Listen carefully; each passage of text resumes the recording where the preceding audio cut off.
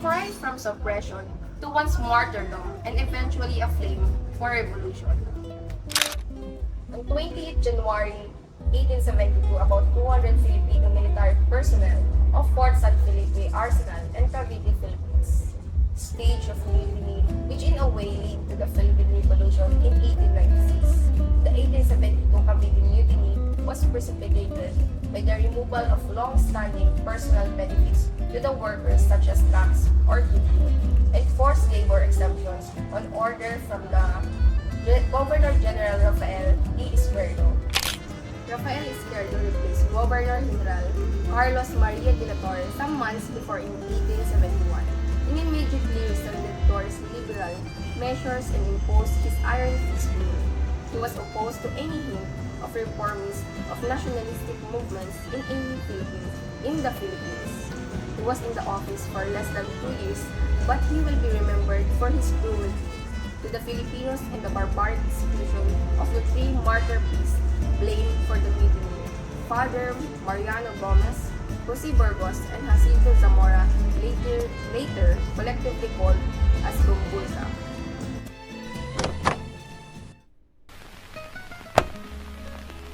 Fernando La Madrid, born in 1836, died 1872. He is a mestizo sergeant in the Spanish colonial army in the Philippines. He led the Cavite Mutiny of 1872, representing Filipino soldiers' frustrations over losing privilege such as tax exemptions and exemption. From forced labor under Governor General Izquierdo, he led the seizure of Fort San Felipe, but the mutiny failed when expected support signals were mistaken fireworks. Rafael Jeronimo Cayetano de Izquierdo y Gutierrez, 1820 to 1883. A Spanish military officer and Governor General of the Philippines from 1871 to 1873. His harsh policies, including revoking tax exemptions and imposing forced labor on the Filipino troops, triggered the Cavite Mutiny, led the crackdown that resulted in executions and exiles.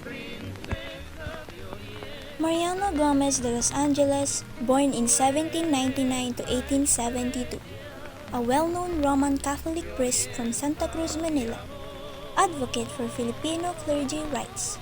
He is accused by Spanish authorities of leading the Cavite Mutiny as part of a supposed plot against colonial rule. His association with reformist clergy led to his execution. Jose Apolonio Burgos y Garcia, born in 1837, a Filipino priest born in Ilocos Sur, educated at Colegio de San Juan de Letran and University of Santo Tomas, known reformist and advocate for secularization in the church, implicated as a leader behind the mutiny and the threat to the Spanish clergy, executed following the mutiny on false charges. Jacinto Zamora y del Rosario, 1835 to 1872, a Filipino priest from Pandacan, Manila, educated at Colegio de San Juan de Letran and University of Santo Tomas, served in several parishes and Manila Cathedral. He was accused alongside Gomez and Burgos of involvement in the mutiny and rebellion plot, executed despite lack of concrete evidence. The three priests were accused of sedition and treason for supposedly masterminding the 1872 Cavite Mutiny. Their public execution by garrote became a symbol of colonial injustice and fueled Filipino nationalist movements leading up to the Philippine Revolution. Joaquin Pardo de Tavera, 1829 to 1884, is a Filipino reformist and member of the Comite de Reformadores. He was implicated and arrested for alleged involvement in the mutiny, exiled to Damarianas. Later pardoned, he lived the rest of his life in Paris, never returning to the Philippines. Antonio Maria Regidor, 1845 to 1910, is a Filipino secularization supporter and political activist. He defended Filipino priests and secular clergy, implicated in the mutiny by Spanish authorities due to his reformist and Filipino nationalist sympathies. Jose Maria Basa and Pio Basa are Filipino reformists and supporters of Filipino rights. They are accused of instigating the mutiny and exiled to the Marianas with others suspected of rebellion. Their arrest was part of the colonial repression after the mutiny. Around 200 locally recruited colonial troops and laborers rose up in the beliefs that it would elevate to a national uprising. The mutiny was unsuccessful, and government soldiers executed many of participants and began to crack down on the burgeoning Philippines nationalist movement. Many scholars believe that the Cavite Mutiny was the beginning of Filipino nationalism that would eventually lead to a Philippine Revolution.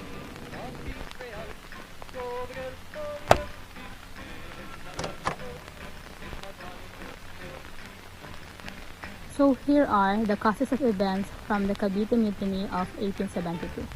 First is the removal of privileges. For years, workers at the Cavite Arsenal enjoyed practical benefits such as exemption from tax and forced labor. When Governor General Descalzo revoked these privileges in 1871, discontent spread among the Arsenal workers and soldiers. The sudden withdrawal of long-standing economic rights was a major cause of the mutiny. The second one is the racial discrimination and inequality. Filipinos or Indians face systemic discrimination under Spanish colonial rule, both in the military and the church. Native and mestizo soldiers were treated as inferior to Peninsular Spaniards, while Filipino secular priests were often excluded from parishes in order of Spanish friars. This environment of inequality fueled resentment and tied the mutiny to the larger secularization movement of Filipino clergy such as Father Jose Burgos. Third is the political repression. Governor General Izquierdo implemented a reactionary regime that curtailed reforms and reinstated strict policies. After the mutiny, authorities framed the uprising as part of a massive conspiracy and cracked down on reformists, culminating in the execution of Gomborza. This repression was not just a response but also a cause, as Izquierdo's rigid governance created a climate of unrest before the uprising. Last is the misinterpretation of fireworks. On January 20, 1872, fireworks were displayed in Sampaloc, Manila for the feast of Our Lady of Loreto. Mutineers in Cavite mistakenly interpreted the fireworks as a signal to launch their attack. Expecting reinforcements from Manila, they rose prematurely, but when no support arrived, the revolt was swiftly crushed. The effects and significance of Cavite Mutiny. Number 1. Execution of Gomburza. On February 17, 1872, Fathers Mariano Gomez, Jose Burgos, and Jacinto Zamora were executed by Garrote at Bagumbayan after being accused of instigating the Cavite Mutiny. Despite the lack of due process, Governor General Izquierdo ordered the execution. Their martyrdom marked a turning point in Filipino nationalism. Second, crackdown on reformists. Governor General Izquierdo used the Cavite Mutiny as justification to intensify suppression of Filipino reformists.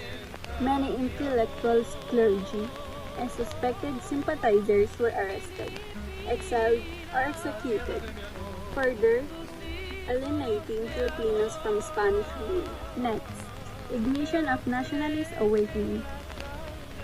Instead of silencing dissent, the execution of Gomburza ignited nationalist fervor. Jose Rizal later dedicated El Filibusterismo to them, acknowledging their sacrifice as the spark that fueled the movement leading to the 1896 Philippine Revolution. Last, legacy. The Cavite Mutiny and the execution of Gomburza exposed Spanish colonial injustices and inspired generations of Filipinos. The events served as precursors to the propaganda movement and the Philippine Revolution of 1896, shaping the nation's struggle for independence.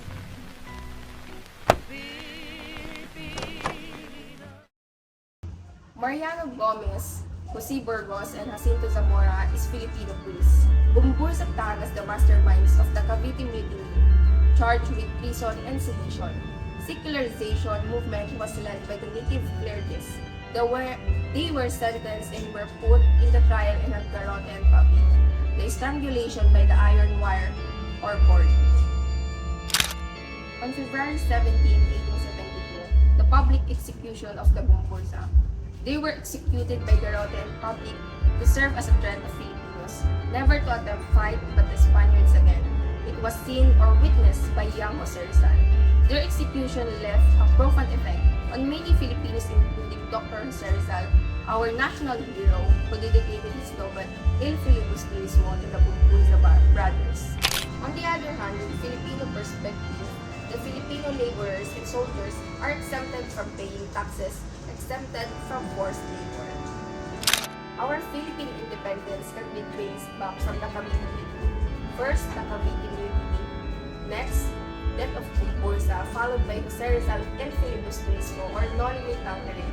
And last, the 1896 Philippine Revolution. The Cavite Mutiny has two phases, the Spanish perspective and Filipino perspective. So para sa mga Espanyol, lumaban tayo mga Pilipino dahil gusto natin silang mapatalsik o mapalis dito sa ating bansa, sa bansang Pilipinas. On the other hand, lumaban tayo mga Pilipino dahil hindi na nagiging patas ang Spanish official sa atin.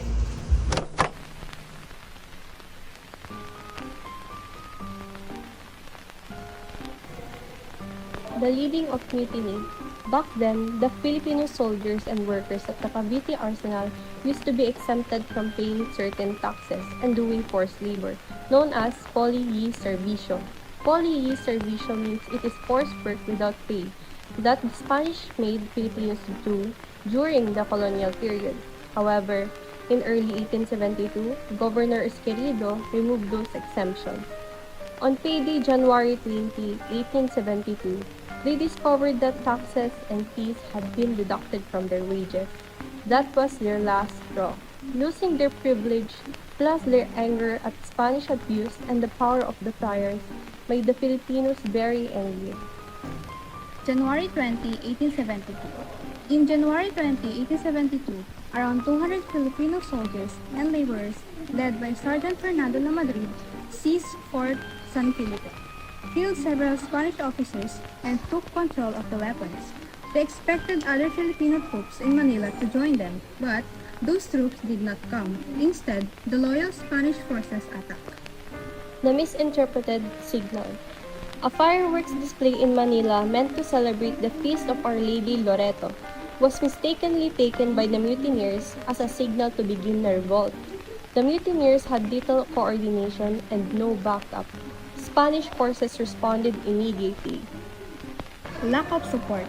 The mutineers in Cavite believed that once they captured Fort San Felipe, other Filipino soldiers in Manila would join them. They thought this would make their fight stronger. However, no help came. Some soldiers in Manila did not know about the plan, while others were too afraid to join because the Spanish forces were powerful.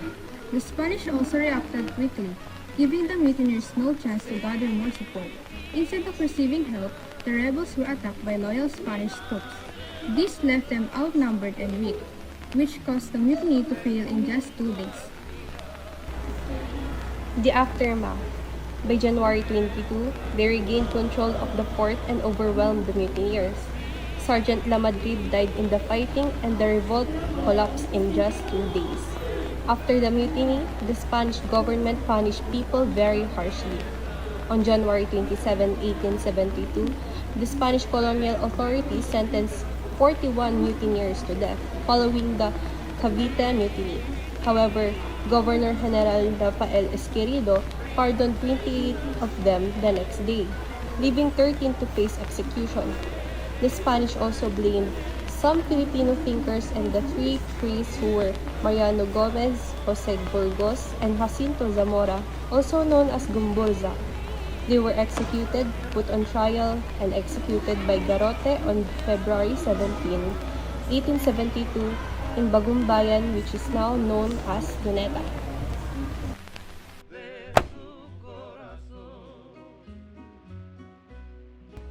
How did Filipino intellectuals and revolutionaries use the Cavite Mutiny as the rallying point for greater political change? according to different studies or historians from the Philippines, especially Ambet Ocampo, a renowned historian, the Cavite Mutiny and Gamburza's execution symbolized Spanish injustice, sparking nationalist consciousness and demands for reform. It highlighted colonial exploitation and discrimination, inspiring intellectuals like Rizal and Del Pilar to push for change efforts that laid the ideological groundwork for the Philippine Revolution. The Cavite Mutiny is often described as the prelude to the Philippine Revolution. How accurate is this statement? In what ways did the events of 1872 directly and indirectly contribute to the nationalistic fervor that culminated in 1896? The Cavite Mutiny raised nationalist awareness but was not the direct start of the 1896 revolution. The revolt was small and limited to soldiers, but its aftermath, executions, and repression inspired reformists and fueled the propaganda movement, making it an indirect yet important step. I agree that the Cavite Mutiny was a definitive prelude, as certain historians also state the same, including the renowned Filipino historian Ambet Ocampo. The mutiny itself was suppressed, the execution, repression of priests and Filipino people awakened sleeping souls for the freedom-loving citizens of the nation. It also triggered widespread outrage and the groundwork for ideologies in Philippine revolutions. As the HCPUs, the mutiny marked the beginning of an organized people resistance.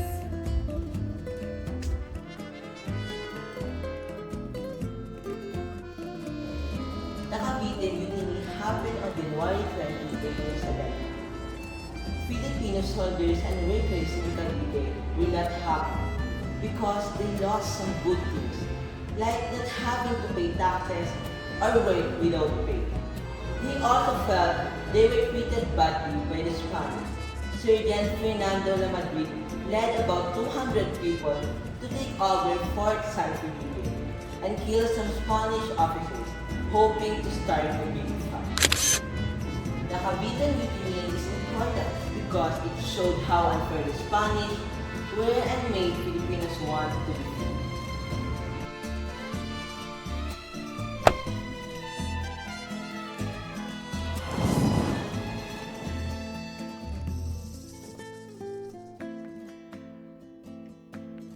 Start of the 1896 revolution.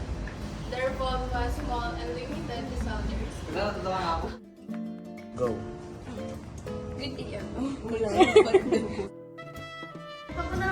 Na dito sa La Union, ako, si Justine Bangsal.